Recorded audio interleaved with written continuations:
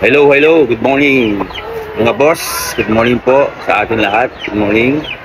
So ngayon guys ay magtuturok ulit po tayo ng maintenance po para sa ating mga alagang manok, yung ating mga breeders. Okay? So ang gamit po natin guys yung Horkin. Okay? Ang Horkin po ay super big complex with liver extract po ito. Maganda po ito sa lahat po ng mga alaga po natin, ng mga manok. Pwede po ito sa stud, pwede ito sa conditioning, pwede rin po ito sa breeding. Okay guys, so binibigay ko po dito sa aking manok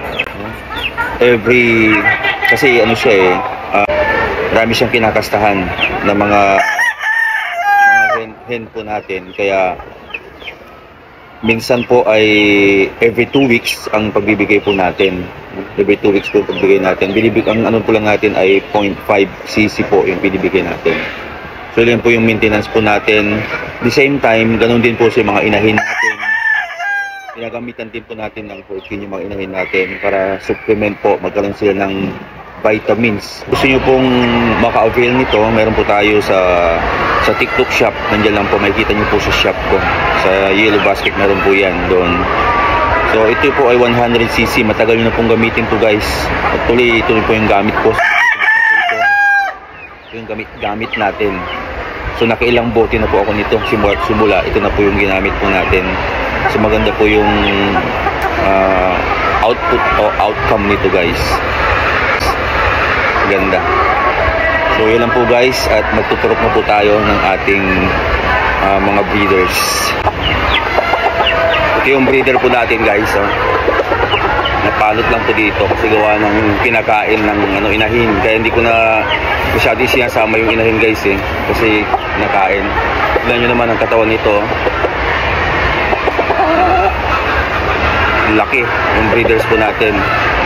Wala pa pong 3 taon nito guys. Nasa ano pa lang ito, 2 mahigit pa lang yung breeder natin.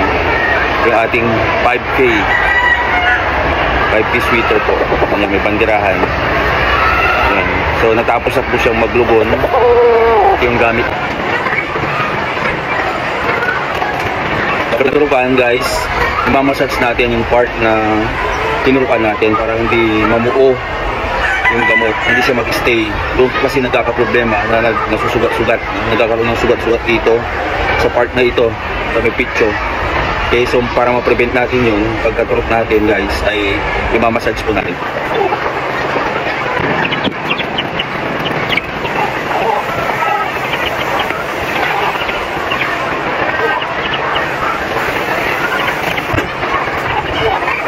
Alam ko yung makapigil natin, babae. Ay, yung bibig na sa ating guys, ang nalang kasi labi, bigyan natin, kaya bigyan natin, share, para natin sa mga anak, bigyan natin, bigyan natin, bigyan natin, bigyan natin, bigyan natin, bigyan natin, bigyan natin, bigyan natin, bigyan natin, bigyan natin, bigyan natin,